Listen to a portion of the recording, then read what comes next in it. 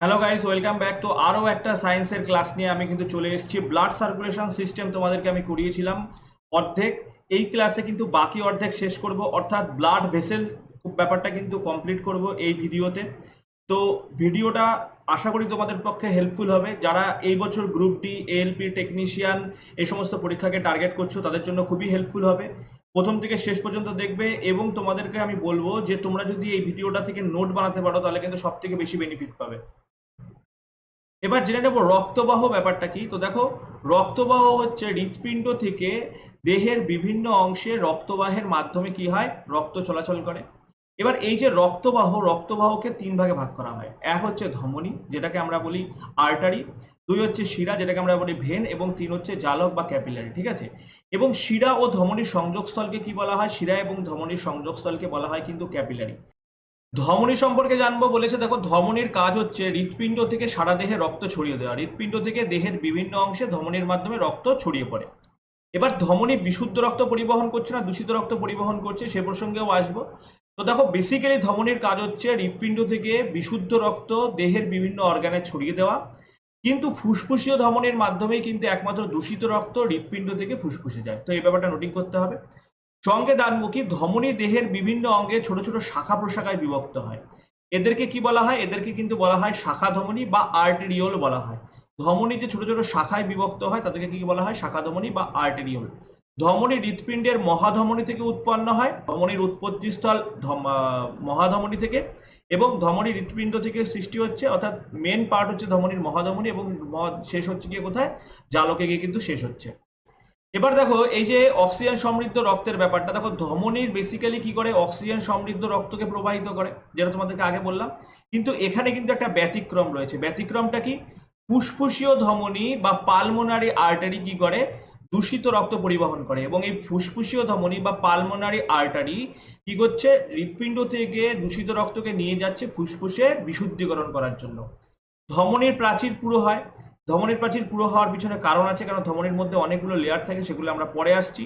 ধমনী কেটে গেলে কিন্তু ফিনকি দিয়ে রক্ত বের হয়। ঠিক আছে। ধমনী যদি কখনো কেটে যায় তাহলে কিন্তু ধমনী কেটে গেলে অবশ্যই কিরকম ভাবে রক্ত বেরোবে? ফিনকি দিয়ে রক্ত বেরোবে। এবার এই যে বললাম যে ধমনীর প্রাচীর পুরো হয়, ধমনীর প্রাচীর পুরো হওয়ার কারণ কি? দেখো, ধমনীর প্রাচীরে হচ্ছে মোটামুটি 4টে লেয়ার থাকে। এখানে দেখতে পাচ্ছ, এটা 1 নাম্বার লেয়ার, এটা 2 নাম্বার লেয়ার, এটা 3 নাম্বার লেয়ার, এবং এটা হচ্ছে 4 নাম্বার লেয়ার। ঠিক আছে। তাহলে এই যে 4টে লেয়ার থাকে, এই 4টে লেয়ারগুলির নাম কি কি? ঠিক আছে। সবার প্রথমে যে লেয়ারটি থাকে সেটা হচ্ছে যোগ কলা। এই লেয়ারটির নাম হচ্ছে যোগ কলা, যোগ করার লেয়ার। তারপরে কি থাকে? তারপরে থাকে হচ্ছে পেশি তন্তু। তারপরে লেয়ারটিকে আমরা বলি পেশি তন্তু। পেশি তন্তুর ঠিক পরের লেয়ারটির নাম কি? পেশি তন্তুর পরের লেয়ারটির নাম হচ্ছে স্থিতিস্থাপক পর্দা। স্থিতিস্থাপক পর্দা। এবং সর্বশেষ যে লেয়ারটি থাকে এটাকে কিন্তু বলা হয় এন্ডোথেলিয়াম। এন্ডোথেলিয়াম। তাহলে এই 4টে লেয়ার নিয়ে কিন্তু তৈরি হয় ধমনীর যে স্তর। ঠিক আছে। ধমনী দেখতে পাচ্ছ যেখানে অসংখ্য স্তর রয়েছে। তাহলে স্তরগুলো কি কি? প্রথমে যে বাইরে সব থেকে বাইরের যে স্তরটি থাকবে সেটাকে বলা হবে যোগকলা। তারপরে স্তরটিকে বলা হবে পেশিতন্তু, তারপরে বলা হবে স্থিতিস্থাপক পর্দা, এবং সর্বশেষ স্তরটাকে বলা হয় এন্ডোথেলিয়াম। এই কারণে কি 4টে যেহেতু লেয়ার থাকে এই জন্য ধমনীর প্রাচীর কিন্তু কি হয়? পুরু হয়। যার ফলে ধমনীর মধ্যে কেটে গেলে কিন্তু ফিনকি দিয়ে রক্ত হয়, যেহেতু ধমনীর মধ্যে দিয়ে প্রচন্ড বেগে রক্ত প্রবাহিত হয়। শিরা কাকে বলা হয়? শিরা কিভাবে গঠিত হয় আমরা দেখে নেব। শিরা গঠিত হয় হচ্ছে, দেখো, যে রক্তবাহের মাধ্যমে, আগে শিরা কি জেনে নি। যে রক্তবাহের মাধ্যমে সারা দেহ থেকে রক্ত হৃৎপিণ্ডে ফিরে আসে তাকে শিরা বলা হয়। এবার শিরা কিভাবে সৃষ্টি হচ্ছে, ঠিক আছে, সেগুলো আমরা দেখে নিই। আর্টেরিয়াল ক্যাপিলারি, এই আর্টেরিয়াল ক্যাপিলারি থেকে সৃষ্টি হয় হচ্ছে ভেনাস ক্যাপিলারি। ভেনাস ক্যাপিলারি থেকে সৃষ্টি হয় হচ্ছে উপশিরা, বা যেটাকে আমরা বলি ভেনিউল। এবং এই অনেকগুলো উপশিরা পরস্পর মিলিত হয়ে সৃষ্টি করে কিন্তু শিরা। ঠিক আছে। তাহলে এইভাবে কিন্তু শিরা সৃষ্টি হয়। এবার শিরা সম্পর্কে আরো যেটা ইম্পর্টেন্ট পয়েন্ট আমরা জানবো, শিরার কিন্তু কোনো স্পন্দন নেই। শিরার যেমন আমাদের হৃৎপিণ্ডের স্পন্দন হয় বা পালস আমরা অনুভব করি, শিরার মধ্যে কিন্তু স্পন্দন হয় না। এবং শিরাকে দুভাগে ভাগ করা হয়, একটা হচ্ছে পোর্টাল শিরা এবং অপরটি হচ্ছে সিস্টেমেটিক শিরা। পোর্টাল শিরা কি এবং সিস্টেমেটিক শিরা কি? শিরা যদি জালক থেকে উৎপন্ন হয় এবং হৃৎপিণ্ডে গিয়ে শীষ হয়, তাকে আমরা কিন্তু কি বলবো, তাকে আমরা বলবো হচ্ছে সিস্টেমেটিক শিরা। শিরা উৎপন্ন হচ্ছে জালক থেকে, সমাপ্তি ঘটছে হৃৎপিণ্ডে, তাহলে তাকে আমরা বলবো সিস্টেমেটিক শিরা। কিন্তু শিরা যদি জালক থেকে সৃষ্টি হওয়ার পরে হৃৎপিণ্ডে মিলিত না হয়ে অন্য কোনো অঙ্গে গিয়ে পুনরায় জালক সৃষ্টি করে, তাকে আমরা কি বলবো, তাকে আমরা কিন্তু বলবো হচ্ছে পোর্টাল শিরা। তাহলে শিরা জালক থেকে সৃষ্টি হবে, সৃষ্টি হয়ে হৃৎপিণ্ডে এসে মিলিত হবে না, অন্য কোনো অঙ্গে যাবে, সেখানে গিয়ে পুনরায় জালক সৃষ্টি করবে, এরকম যদি ব্যাপারটা হয় তাহলে তাকে আমরা কিন্তু বলবো পোর্টাল শিরা। পোর্ট জেনারেলি কি করে, দুটো পার্টকে যুক্ত করে, ঠিক আছে? তো এইভাবে মনে রাখবে পোর্টাল শিরা। আর সিস্টেমেটিক শিরা মানে যে নর্মালি ব্যাপার, যে শিরা হচ্ছে জালক থেকে সৃষ্টি হবে, হৃৎপিণ্ডকে সৃষ্টি হবে, নর্মাল যে প্রসেস মেনে চলছে সেটাকে কিন্তু সিস্টেমেটিক শিরা বলা হয়, ঠিক আছে? এবার এই শিরার যে প্রাচীর সেটা তুলনামূলকভাবে কিন্তু পাতলা হয়। তার কারণটা কি, এই জিনিসটা মনে রাখতে হবে যে শিরার, আমি তোমাদেরকে ধমনির ক্ষেত্রে যেমন বলেছিলাম যে স্থিতিস্থাপক পর্দা থাকে, কিন্তু শিরার ক্ষেত্রে কিন্তু স্থিতিস্থাপক পর্দা অনুপস্থিত, স্থিতিস্থাপক পর্দা থাকে না। তো শিরাতে যেহেতু স্থিতিস্থাপক পর্দা থাকে না, একটা লেয়ারের জন্য কম থাকে। ধমনিতে কি কি থাকে, যোগ কলা থাকে, স্থিতিস্থাপক পর্দা থাকে, এন্ডোথেলিয়াম লেয়ার থাকে, সাথে থাকে হচ্ছে তোমার পেশিতন্তু, যেটা তোমাদেরকে আমি আগের ছবিতে দেখালাম, যে এই যে স্থিতিস্থাপক পর্দা, যোগ কলা, এন্ডোথেলিয়াম এবং পেশিতন্তু। কিন্তু এই যে স্থিতিস্থাপক পর্দা, এই ব্যাপারটাকে ভালো করে দেখে নাও, শিরাতে কিন্তু স্থিতিস্থাপক পর্দা অনুপস্থিত থাকে, স্থিতিস্থাপক পর্দা কিন্তু শিরাতে থাকে না। তো স্থিতিস্থাপক পর্দা যদি না থেকে থাকে তাহলে শিরাতে কটা লেয়ার থাকবে, 3টে লেয়ার থাকবে। এই কারণে কিন্তু শিরার যে প্রাচীর সেটা কিন্তু পাতলা হয়। এবং জালকের ক্ষেত্রে কিন্তু শুধুমাত্র এন্ডোথেলিয়াম লেয়ার থাকে। দেখো জালক সম্পর্কে, জালকে বলা হয়েছে ধমনী এবং শিরার সংযোগস্থলে এর অবস্থান। এই দেখতে পাচ্ছ, এই যে ধরে নাও সবুজটা হচ্ছে ধমনী, লালটা হচ্ছে শিরা, তাহলে ধমনী এবং শিরার সংযোগস্থলে দেখতে পাচ্ছ যে এই যে এই অংশগুলো, এটা কি, এটা জালক। এবং জালকের যে লেয়ার সেটা কেবলমাত্র এন্ডোথেলিয়াম স্তর দ্বারা কিন্তু জালকের লেয়ার গঠিত হয়, ঠিক আছে? জালকে শুধুমাত্র কিন্তু এন্ডোথেলিয়াম স্তর থাকে। তাহলে শিরার স্তর, ধমনী স্তর এবং জালকের স্তর সম্পর্কে আমরা জানলাম। এইবার হৃৎপিণ্ড সম্পর্কে আমরা জানবো। রক্ত সংবহন তন্ত্রের পাম্প যন্ত্র, অর্থাৎ হৃৎপিণ্ড সম্পর্কে জানবো। রক্ত সংবহন তন্ত্রের পাম্প যন্ত্র হচ্ছে হৃৎপিণ্ড। এটি অমেরুদণ্ডী প্রাণীদের ক্ষেত্রে পৌষ্টিক নালীর পৃষ্ঠদেশ অর্থাৎ পিছনের দিকে থাকে, এবং মেরুদণ্ডী প্রাণী অর্থাৎ আমাদের ক্ষেত্রে কিন্তু কি হয়, দেহগহ্বরের সম্মুখে পৌষ্টিক নালীর অঙ্কদেশে অর্থাৎ সামনের দিকে কিন্তু অবস্থান করে। দেহগহ্বরের সম্মুখে পৌষ্টিক নালীর অঙ্কদেশে কিন্তু অবস্থান করে। হৃৎপিণ্ডের সম্পর্কে যে বেসিক ইম্পর্টেন্ট পয়েন্টগুলো আমরা জানবো, সেটা 1 নাম্বার পয়েন্ট হচ্ছে হৃৎপিণ্ডের বাইরের আবরণীকে কি বলা হয়, পেরিকার্ডিয়াম বলা হয়। হৃৎপিণ্ডের সব থেকে বাইরের আবরণীকে পেরিকার্ডিয়াম বলা হয়। এখানে দেখতে পাচ্ছ পেরিকার্ডিয়াম। এবার এই যে পেরিকার্ডিয়াম, পেরিকার্ডিয়াম আবার 3টি অংশে বিভক্ত। একটা হচ্ছে হৃৎপিণ্ডের কাছাকাছি স্তর, যেটাকে বলা হয় পেরিটোনিয়াল স্তর, যেখানে আমি এই যে 1 নাম্বার দিয়ে অ্যারো দিলাম, এটাকে বলা হয় পেরিটোনিয়াল স্তর। এবং এই যে এটাকে পেরিটোনিয়াল স্তর না, এটাকে বলা হয় ভিসেরাল স্তর। এই যে 1 নাম্বার দিয়ে যেটাকে আমি সার্কেল করছি, এটাকে বলছি ভিসেরাল স্তর। 2 নাম্বার দিয়ে যেই সার্কেল করলাম, এটা হচ্ছে কি বলা হয় পেরিটোনিয়াল স্তর। বাইরের অংশটাকে বলা হয় পেরিটোনিয়াল স্তর। এবং এই যে মাঝের অংশটাকে কি বলা হয়, পেরিকার্ডিয়াল অংশ বলা হয়, এবং এই অংশে কিন্তু পেরিকার্ডিয়াল রস থাকে। তো এখানে দেখো লেখা হচ্ছে হৃৎপিণ্ডের সংলগ্ন স্তরকে কি বলা হয়, ভিসেরাল স্তর। বাইরের স্তরকে বলা হয় পেরিটোনিয়াল স্তর। এবং 2 স্তরের মধ্যেখানে যে পেরিকার্ডিয়াল স্তর, সেটাকে কিন্তু পেরিকার্ডিয়াল রস থাকে সেখানে। হৃৎপিণ্ডের পেশিকে কি বলা হয়, মায়োকার্ডিয়াম পেশি বলা হয়। খুব ইম্পর্টেন্ট পয়েন্ট, যে হৃৎপিণ্ডের পেশিকে বিভিন্ন পরীক্ষায় আসে। হৃৎপিণ্ডের পেশিকে কি বলা হয়, মায়োকার্ডিয়াম পেশি বলা হয়। এটি পেরিকার্ডিয়ামের নিচে অবস্থিত। এই যে পেরিকার্ডিয়াম দেখালাম, পেরিকার্ডিয়ামের নিচে কিন্তু অবস্থান করে মায়োকার্ডিয়াম পেশি। ব্লাড ভেসেল বা হৃৎপিণ্ড সম্পর্কে আরো যেগুলো ইম্পর্টেন্ট পয়েন্ট জানা দরকার, তার মধ্যে দেখো হৃৎপিণ্ডের মধ্যে কিন্তু এসএ নোড থাকে। দেখতে পাচ্ছ যে হৃৎপিণ্ডের পেশির মধ্যে পেসমেকার বা সাইনো অরিকুলার নোড, যেটাকে এসএ নোড বলা হয়। এই এসএ নোডের ফুল ফর্ম কি, সাইনো অরিকুলার নোড অবস্থিত, যেটাকে আমরা এসএ নোড বলি। এই এসএ নোড মানুষের ডান অলিন্দে কিন্তু অবস্থান হওয়ায় স্পন্দন সৃষ্টি হয়। এসএ নোড কোথায় অবস্থান করে, ডান অলিন্দে অবস্থান করে, এবং এর ফলেই কিন্তু কি হয়, আমাদের স্পন্দন, হৃৎপিণ্ডের যে স্পন্দন, সেই স্পন্দন কিন্তু আমরা অনুভব করি। এসএ নোড সম্পর্কে কিছু ইম্পর্টেন্ট কথা দেখে নেবো। দেখো এসএ নোডের অবস্থান হচ্ছে ডান অলিন্দ, এটা কিন্তু পরীক্ষায় আসে যে এসএ নোড কোথায় অবস্থিত। তো এসএ নোডের অবস্থান কিন্তু ডান অলিন্দ।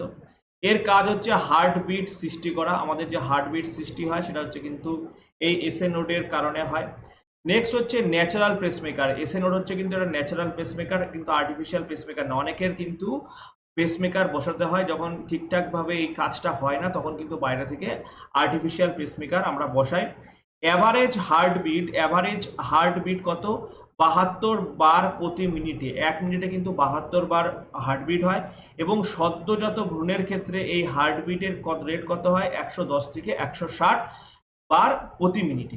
ঠিক আছে, এবার এই যে আর্টিফিশিয়াল পেসমেকার সম্পর্কে এটা খুব ইম্পর্টেন্ট পয়েন্ট, যে এটা কিন্তু লিথিয়াম আয়োডাইড ব্যাটারি থাকে।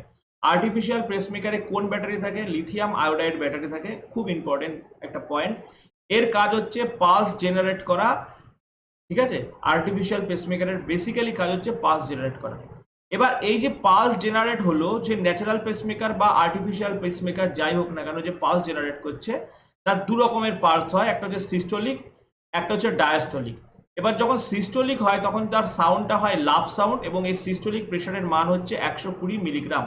ঠিক আছে, এবং ডায়াস্টোলিককে প্রেশারের যে সাউন্ডটা, ডায়াস্টোলিক যে পালস তার সাউন্ডটা হচ্ছে ডাব, এবং এর প্রেশার ভ্যালু হচ্ছে 80 mg। অ্যাবনর্মাল হৃৎপিণ্ডে যদি অ্যাবনর্মাল সাউন্ড হয় তাহলে তার আওয়াজটাও কিন্তু হয় মারমার। নেক্সট, বিভিন্ন প্রাণী এবং তাদের ব্লাড ভেসেল, যেমন ধরো মাছ, ব্যাং, টিকটিকি, কুমির, পাখি, স্তন্যপায়ী, এদের কটা অলিন্দ, কটা নিলয়, এটা কিন্তু খুব ইম্পর্টেন্ট এবং বিভিন্ন পরীক্ষায় কিন্তু আসে। তো মাছের দেখো, মাছের হচ্ছে একটা অলিন্দ এবং একটা নিলয় থাকে। ঠিক আছে, মাছের একচক্রী হৃৎপিণ্ড হয়। মাছের হৃৎপিণ্ড একটা ভেনাস হৃৎপিণ্ডেরও এক্সাম্পল। ব্যাঙের হৃৎপিণ্ড হচ্ছে দুটি অলিন্দ এবং একটি নিলয় নিয়ে গঠিত হয়, ব্যাঙের হৃৎপিণ্ড। টিকটিকির ক্ষেত্রে দুটি অলিন্দ এবং দুটি নিলয় থাকে, কিন্তু এই যে দুটি নিলয় কিন্তু অসম্পূর্ণ, এটা কিন্তু সম্পূর্ণ না, অসম্পূর্ণ। এটা লিখে রাখো, এর যে নিলয় সেটা কিন্তু অসম্পূর্ণ, সম্পূর্ণ নয়। নেক্সট, কুমিরের কটা অলিন্দ, কটা নিলয়? দুটো অলিন্দ, দুটি নিলয়। কুমিরের দুটি অলিন্দ থাকবে, দুটি নিলয় থাকবে। পাখির কটা? দুটি অলিন্দ, দুটি নিলয় থাকবে। স্তন্যপায়ীদের দুটি অলিন্দ, দুটি নিলয়। তো মাছের দেখো একটা অলিন্দ, একটা নিলয়। ব্যাঙের দুটি অলিন্দ, একটা নিলয়। টিকটিকির দুটি অলিন্দ, দুটি নিলয়, কিন্তু দুটি অসম্পূর্ণ নিলয়। কুমিরের দুটি অলিন্দ, দুটি নিলয়। পাখির দুটি অলিন্দ, দুটি নিলয়, এবং স্তন্যপায়ীরও কিন্তু দুটি অলিন্দ, দুটি নিলয় থাকে। নেক্সট হচ্ছে ভেনাস হৃৎপিণ্ড, একচক্রী হৃৎপিণ্ড এবং দ্বিচক্রী হৃৎপিণ্ড। ভেনাস হৃৎপিণ্ড কাকে বলা হয়? যে সমস্ত প্রাণীর হৃৎপিণ্ডে সর্বদা দূষিত রক্ত প্রবাহিত হয়। যেসব প্রাণীর হৃৎপিণ্ডে সর্বদা দূষিত রক্ত প্রবাহিত হয় তাকে কিন্তু বলা হয় ভেনাস হৃৎপিণ্ড। এক্সাম্পল হচ্ছে, তোমাদেরকে বললাম ভেনাস হৃৎপিণ্ডের একটা এক্সাম্পল হচ্ছে কিন্তু মাছ। ভেনাস হৃৎপিণ্ডের একটা এক্সাম্পল মাছ। একচক্রী হৃৎপিণ্ড কাকে বলা হয়? যেসব প্রাণীর হৃৎপিণ্ডে রক্ত চক্রাকারে একবার আবর্তিত হয় তাকে বলা হয় একচক্রী হৃৎপিণ্ড। একচক্রী হৃৎপিণ্ডেরও কিন্তু এক্সাম্পল হচ্ছে, তোমরা লিখতে পারো মাছ। মাছ হচ্ছে একটি একচক্রী হৃৎপিণ্ড বিশিষ্ট প্রাণী। এবং দ্বিচক্রী হৃৎপিণ্ড কাকে বলা হয়? যে সমস্ত প্রাণীর হৃৎপিণ্ডে রক্ত দুটি বার চক্রাকারে আবর্তন করে। যেমন ধরো মানুষের ক্ষেত্রে রক্ত প্রথমে প্রবেশ করছে ডান অলিন্দে, ডান অলিন্দ থেকে চলে আসছে কিন্তু ডান নিলয়, ডান নিলয় থেকে চলে যাচ্ছে ফুসফুসে, ফুসফুস থেকে ফুসফুসীয় শিরার মাধ্যমে রক্ত পিউরিফাই হয়ে চলে আসছে আমাদের বাম অলিন্দ, বাম অলিন্দ থেকে চলে আসছে কিন্তু বাম নিলয়তে। তাহলে এই যে রক্ত কিন্তু হলো দুবার চক্রাকারে আবর্তিত হলো, তাহলে দ্বিচক্রী হৃৎপিণ্ডের একটা এক্সাম্পল কি হয়ে যাবে? মানুষের হৃৎপিণ্ড একটি দ্বিচক্রী হৃৎপিণ্ডের এক্সাম্পল। ঠিক আছে, স্তন্যপায়ীর হৃৎপিণ্ড। নেক্সট চলে আসবো যে বিভিন্ন কপাটিকা এবং সেই সমস্ত কপাটিকার সংযোগস্থল। বিভিন্ন কপাটিকা এবং সেই সমস্ত কপাটিকার সংযোগস্থল, যেমন ট্রাইকাসপিড কপাটিকা। তো ট্রাইকাসপিড কপাটিকার অবস্থান ডান অলিন্দ এবং ডান নিলয়। ঠিক আছে, ডান অলিন্দ এবং ডান নিলয়ের সংযোগস্থলে অবস্থান করছে ট্রাইকাসপিড কপাটিকা। আর বাইকাসপিড কপাটিকা বা মাইট্রাল কপাটিকা যাদেরকে বলা হয়, বা দ্বিপত্রক কপাটিকা বলা হয়, সেটা কোথায় অবস্থান করবে? বাম অলিন্দ এবং বাম নিলয়ের সংযোগস্থলে অবস্থান করবে কিন্তু এই বাইকাসপিড কপাটিকা বা মাইট্রাল কপাটিকা বা দ্বিপত্রক কপাটিকা। পালমোনারি কপাটিকা ডান নিলয় এবং ফুসফুসীয় মহাধমনী, ডান নিলয় এবং ফুসফুসীয় মহাধমনী।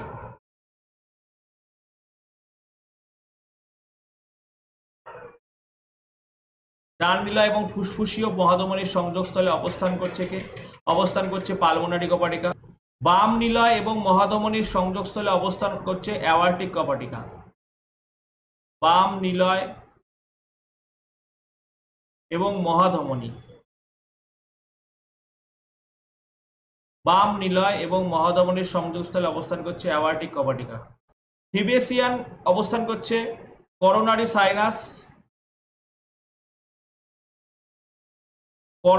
সাইনাস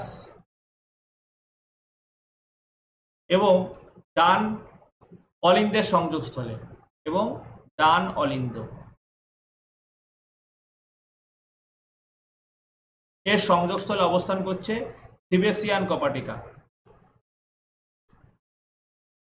এবং নিম্ন মহাশিরা ও ডান অলিন্দের সংযোগস্থলে, লিখে রাখো নিম্ন মহাশিরা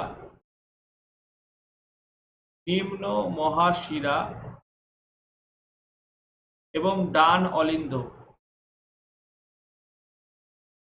এর সংযোগস্থলে অবস্থান করছে কে ইউস্টেচিয়ান কপাটিকা। তো ট্রাইকাস্পিড কপাটিকা ডান অলিন্দ ডান নিলয়, বাইকাস্পিড কপাটিকা বাম অলিন্দ বাম নিলয়, পালমোনারি কপাটিকা ডান নিলয় এবং ফুসফুসীয় মহাধমনী, অ্যাওয়ার্টিক কপাটিকা বাম নিলয় এবং মহাধমনী, থিবেসিয়ান কপাটিকা করোনারি সাইনাস এবং ডান অলিন্দ, আর ইউস্টেচিয়ান কপাটিকা নিম্ন মহাশিরা এবং ডান অলিন্দের সংযোগস্থলে কিন্তু অবস্থান করছে। তো ভিডিও কেমন লাগলো অবশ্যই কমেন্ট করে জানাতে ভুলো না। ভালো লাগলে পরে অবশ্যই লাইক শেয়ার কমেন্ট করো এবং এরকম আপডেট ভিডিও পেতে কিন্তু আমাদের চ্যানেলকে অবশ্যই সাবস্ক্রাইব করো। দেখা হচ্ছে পরের ভিডিও নিয়ে খুব তাড়াতাড়ি তোমাদের সাথে অন্য একটা চ্যাপ্টারে।